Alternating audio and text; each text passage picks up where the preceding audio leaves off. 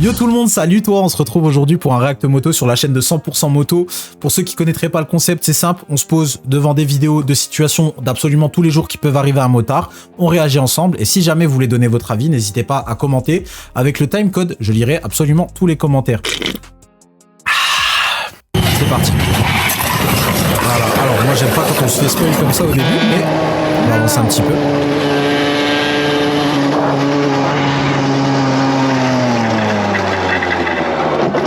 À la courbe. Je pense que c'est dû au fait qu'il s'est fait distraire. Je pense. Oh, désolé. Relou. Ouais, relou. Un méchant. Je suis un trou du cul, frère, à regarder la McLaren. J'aurais réagi pareil, je me serais tellement traité, mais d'une puissance. Je suis un trou du cul.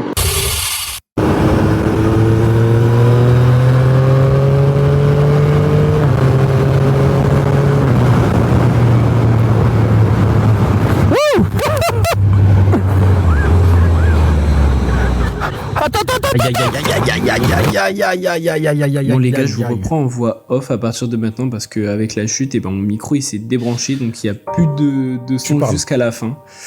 Donc on va revenir un petit peu sur ce qui s'est passé. Je vous propose qu'on revienne sur ce qui s'est passé, tout simplement. L'euphorie, le compteur est flouté, je dirais, à vue de... Ouh, on a une frame sur laquelle on voit le compteur. Hein. Il y a une frame sur laquelle on voit le compteur. Ouh, c'est dur de l'avoir. Hein. C'est bon, j'ai eu la frame, les gars, j'ai réussi à avoir la frame sur laquelle on voit le compteur de vitesse. Alors, analysons. C'est pas pour me jeter des fleurs, mais les gars, j'ai réussi à avoir la frame. Voilà, on le voit juste là, 110 km/h sur une route aussi dégradée. Moi, personnellement, je sais pas si j'aurais fait pareil. Très probablement que j'aurais ralenti bien avant. Donc, à partir de là, il a failli s'envoler. Le temps qu'il se remette... Le virage est déjà là. Ouais. Je pense que mentalement, il était pas prêt à s'engager dans ce virage. Je pense que pour lui, là, à ce moment-là, c'est l'arrêt. Je sais pas comment vous auriez réagi après avoir littéralement failli s'envoler. En fait, c'est pas censé te sortir à ce point-là de ta concentration, tu vois. Aïe. Dans la guillotine. Bon les gars, je vous reprends en de son jusqu'à la fin. Comme vous l'avez vu, j'ai fait une accélération. Ça on le voit bien. J'ai vu, chef. J'étais avec madame derrière du coup. Aïe. Dégager mon pied dessous la moto. C'est littéralement la seconde où t'as un tout petit peu trop pris la confiance. Et ça, par contre, c'est relou. J'ai opté pour l'option de freiner. Donc j'ai freiné du frein avant et du frein arrière. C'est pour ça que j'ai pas pu tourner parce que Pour rappel, le freinage du frein avant, corrigez-moi si je me trompe, mais quand tu presses ton frein avant, tu bloques littéralement ta roue avant, donc tu perds cette motricité pour tourner, etc. Tu files tout droit, en fait, quand tu bloques cette roue-là. Il me semble, sauf erreur de ma part. Avec mon expérience et le fait qu'on était deux sur la moto, je sais pas si... Et la moto, en plus, elle est alourdie, donc... Tu mets du poids sur une moto, tu bloques les freins, elle va tout droit malheureusement. Et à vrai dire, je pense que dans tous les cas, tu pouvais pas tellement t'engager dans ce virage. En tout cas, pas à 110 km/h. Moi, je sais pas si j'aurais pris à 110 km/h étant donné l'état de la route. Bon, je vous spoil plus de peur que de mal. Vidéo suivante.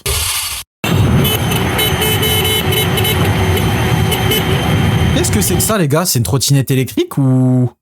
Un vélo électrique, une moto électrique, un scooter électrique? On dirait un livreur Uber Deliveroo, je sais pas. Pull up. J'ai pas suivi. On reprend depuis le début. Là, il essaie de se rabattre. Il lui met un précis. Mais comment ils en sont arrivés là? J'ai du mal à comprendre. Déjà, c'est le moment où vous me dites dans les commentaires comment vous auriez réagi. Ah, je sais. Je pense avoir trouvé le pourquoi du comment. Je crois que c'est un scooter devant. C'est un scooter, c'est une trottinette électrique potentiellement. J'ai du mal à identifier l'engin de devant là. Mais en tout cas, je pense que le motard de devant, je crois même que c'est un scooter. À vérifier, hein, je sais pas. Il s'est trop attardé sur les bandes blanches, je pense. Regardez. Voilà, il a freiné sur les bandes blanches, je pense que c'est ça. Ça total. Et en plus, le fait que la chaussée soit mouillée, voire même peut-être verglacée, on peut le constater parce qu'ils ont l'air d'être en agglomération et qui plus est, il y a personne. Et en plus, il a freiné, donc voilà, ça a l'air d'être une moto électrique ou un scooter électrique. Et il a freiné lui aussi, mais sur le passage piéton.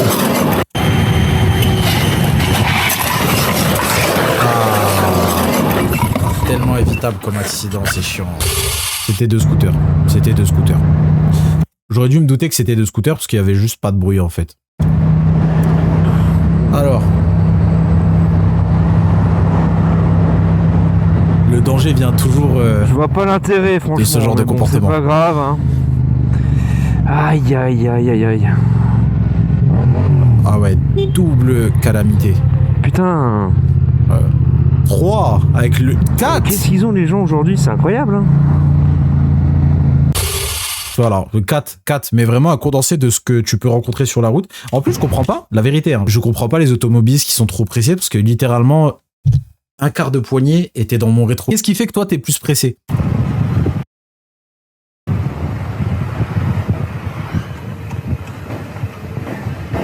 ma gauche. T'es con, tu vois, en plus t'as une moto, toi. Abruti, va.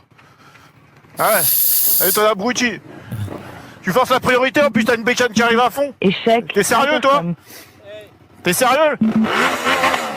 Eh. T'as raison de l'engueuler, il a eu raison de l'engueuler, je trouve. T'as un stop, tu t'arrêtes, voilà. Ouais. C'est vrai qu'il a failli se faire les deux motos, à sa place je me serais fâché aussi.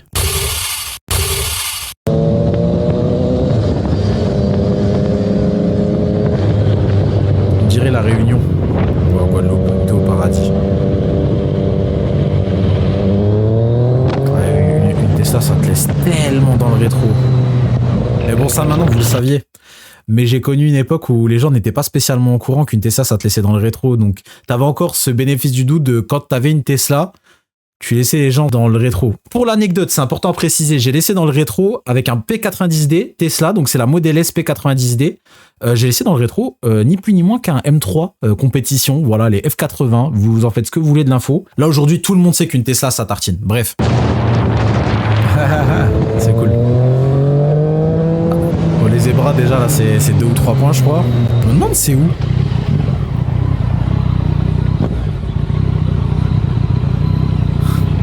Et en mode... Ça y est, il est en mode hyper. Je pense pas qu'ils sont en mode hyper, je pense juste que c'est un gros passionné. 40 km/h, j'aurais dit à 70 au cas où. Au cas où.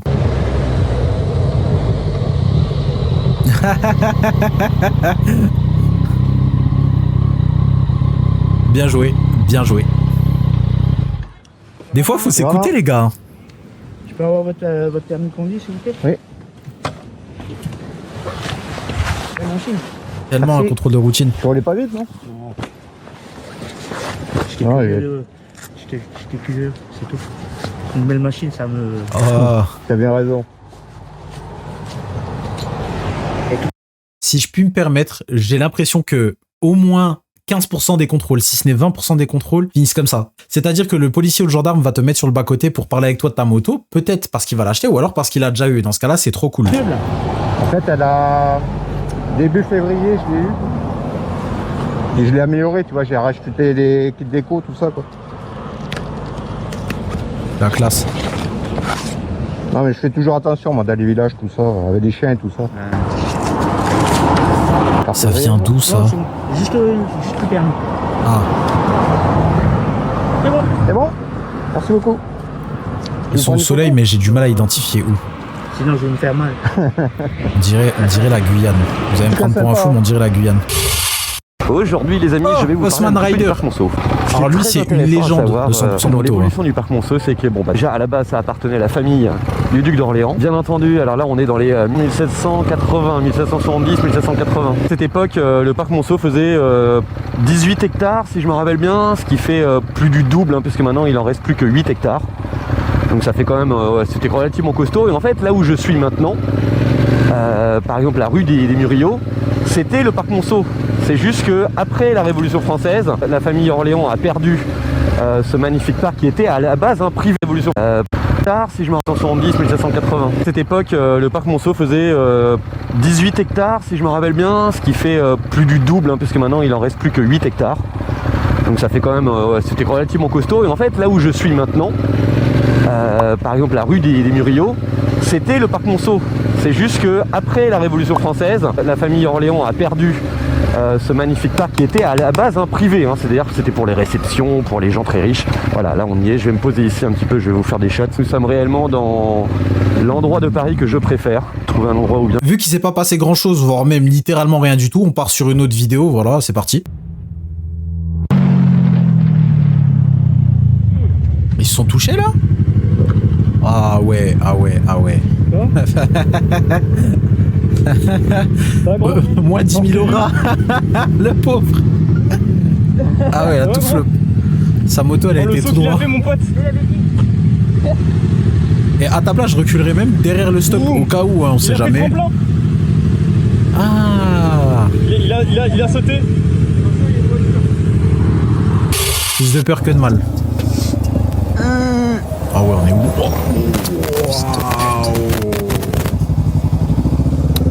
Il l'a pas touché là. Voilà, vache.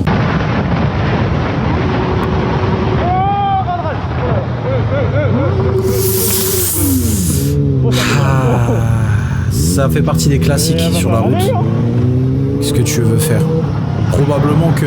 C'est quoi? C'est un Toyota RAV4, un Nissan Patrol. Probablement que le conducteur a genre plus de 70 ans et qu'il s'en fiche strictement que tu sois énervé. Un pauvre passager pour changer un peu.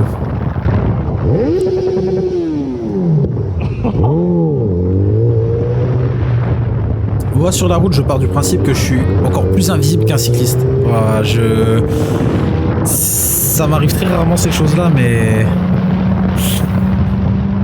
On va dire que la tension, elle monte vite. Ouais, fallait la voir. Sens de l'observation. Ah ouais, il a envoyé du rupteur, lui, cet après-midi. Mon pote, il y avait un stop. Il y avait un stop. Il y avait un stop. Je préfère lui laisser manger le stop que de rentrer dans un cercueil. Je te dis la vérité. Ah. Oh la vache. C'est de pire en pire. En plus, il a déboîté comme si... Mais il a même pas la place pour doubler, regardez. Il a déboîté comme s'il avait 300 chevaux. On met le ok, j'aime bien celle-là, ça enchaîne. J'aime bien cette vidéo. On dirait la Côte d'Azur. Le clignotant, madame. Vous avez oublié le clignotant, très cher. Ah si. Ah, je vous le dis, j'ai tout filmé. On regarde la vidéo ensemble si vous voulez. Ah, ne casse pas trop la tête. Pas ce que vous en pensez, mais tant que le danger est évité, s'il y a moyen de faire un petit instant prévention juste après, mais en général, il y a toujours ce problème d'égo. T'as toujours l'impression que l'autre est en tort. Bah, je crois qu'ils te laissent passer. Ah, parce qu'eux, ils sont dans leur voiture, ils se tapent 1 heure de route pour faire 10 km, et voilà, ils ont la haine. Ils ont la haine parce que nous, on a des 2 roues, on les double, alors du coup, monsieur pas content ou madame pas content. Voilà. C'est un phénomène qui est tristement réel dans les allers-retours de tous les jours pour aller au boulot. Quand t'es bloqué dans les bouchons et que tu vois que le gars en moto est au taf dans genre 10 minutes, je comprends que t'es le seum, mais de là à mettre sa vie en danger, je vois pas l'intérêt, quoi. Bah, une moto-école, c'est accessible à tout le monde. Si t'as envie de bénéficier de ce privilège, tu fais comme lui, tu payes ton permis, t'achètes une moto, t'assures ta moto, et libre à tout le monde de choisir.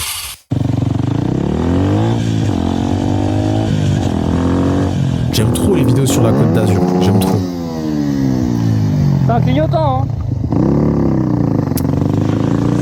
Aïe. C'est magnifique par contre. Des balades de cette qualité-là, malheureusement par chez moi ça n'existe pas tellement. Voilà. On va dire que j'habite un peu plus au nord que ça, même beaucoup plus au nord. Oh là. Paris typiquement. Ça donne envie, ça, hein. Ah putain. Il y a trop de fric là en... Pour la bleue. Il parlait des... Ah non, merci, de quoi il parlait? Voiture me... Ah les gars, pas ici. Il y a beaucoup. Tu sais quoi, on va jouer les gars. Huracan. Allez, on part du principe que c'est 300 000 euros là, le Huracan. Pour faire une moyenne, voilà, si c'est un SV, un SVJ, un peu importe, là je crois que c'est un Roadster. On part du principe que c'est en moyenne 300 000 euros. Il y a 600 000, 900 000.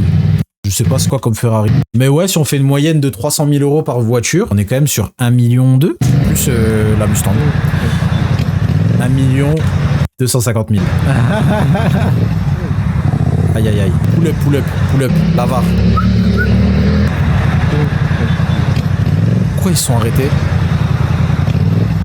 Je sais pas s'ils sont rentrés dedans, s'ils sont en train de s'embrouiller pour X ou Y raison, mais il y a aucun monde où tu t'arrêtes au milieu de la route, genre comme lui par exemple sur les zébras, pourquoi pas, c'est fait pour ça. Par contre, la camionnette, méga dangereux. Ah ouais, et c'est dans les moments comme ça que t'es content d'avoir ta moto. Peut-être fait chier à passer le plateau, j'allais dire, mais pour finir sous les roues d'un Citroën C3 business, les calculs sont pas bons, Kevin. Les calculs sont pas bons. Ah ouais, t'es pas passé loin. Oh putain. Alors là, pour le coup, si on devait établir c'est de la faute de qui, j'ai tendance à dire que c'est de la faute de 3 personnes. 25% de la faute du Citroën qui laisse passer. Même si c'est de la courtoisie, c'est quand même en partie de sa faute. Ensuite, pour moi, ce serait 25% de la faute de la Citroën qui s'engage, donc la Citroën blanche. Parce que pour moi, avant de t'engager comme ça, tu vas vraiment tout doucement. Et pour moi, c'est quand même à 50% de la faute du motard. Pourquoi? Parce que c'est des situations qui sont complètement susceptibles d'arriver en ville. Donc tu ralentis, là, le 49 compteur, vous voyez en bas à droite. On va dire que quand au bout t'as un feu, t'as aucune raison d'accélérer. On va partir de ce principe-là. On va dire que c'est de la moitié de la faute du motard, 25% de la C3, 25% du Citroën C4. C'est pas passé loin. Hein. On rompiche là. Hein. C'est long les feux. Ah. Oui, il a calé. Ah, des fois tu stresses, tu sais pas trop pourquoi. Le moteur est un peu chauffé. Non, je pense que t'as juste stressé, que t'as calé. C'est ok, hein. C'est ok. On est tous des êtres humains. Avec nos qualités, nos défauts. La vidéo elle est pas accélérée là. Hein. Non. 110 km/h compteur. Oh la vache. Oh mon dieu. Oh l'oiseau. Oh mon dieu. Ça va tellement vite. Ça va tellement vite. Ouais, je suis posé quoi. On l'a reparti hier, enfin voilà quoi, si merde. Merci le pigeon. Il y a encore des plumes. Merde, il y a encore des plumes. Regarde ça. Que de mal. Regarde ça, il y a des plumes à l'intérieur. Aïe aïe À aïe l'intérieur aïe. du moteur. Putain. Je me demande c'est quoi le comportement adopté dans ce cas de figure-là. Est-ce que tu t'arrêtes de rouler et tu fais rentrer la moto sur des panneuses? Ou genre tu prends le risque de continuer à rouler, mais genre vu que ton moteur est littéralement dehors et qu'il n'est pas sous un capot, est-ce que tu prends le risque de tomber en panne après? C'est ça la question que je me pose. Hein. Si vous avez la réponse, n'hésitez pas. Ah.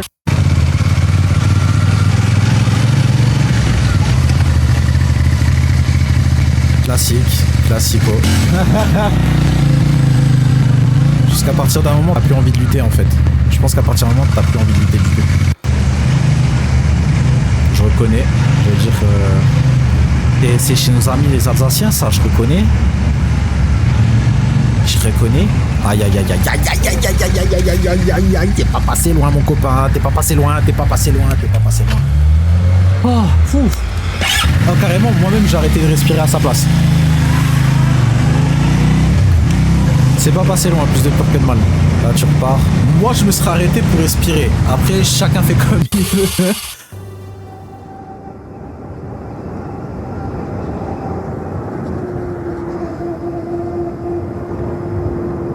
Très bien.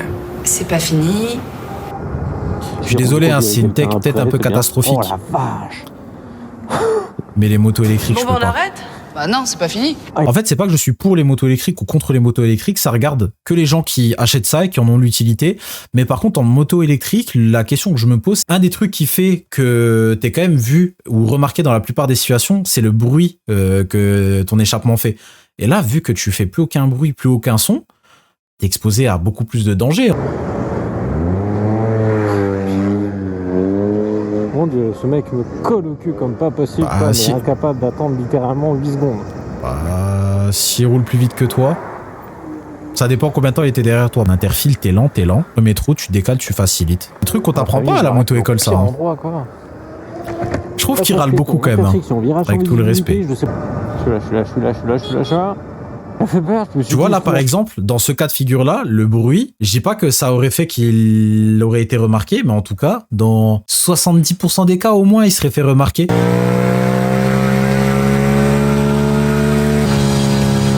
On va prendre feu là. Bon bah voilà, finalement il n'y aura pas eu grand chose à réagir sur la fin de la vidéo. N'hésitez pas à vous abonner, c'est le salaire, à poser votre meilleur like, à me dire ce que vous en avez pensé dans les commentaires. Aussi n'hésitez pas à activer les notifications pour être informé de la prochaine vidéo que je sortirai. Je sors une vidéo tous les mercredis, les vendredis et les dimanches à 18 h. D'ici là, faites attention à vous, gros bisous, ciao.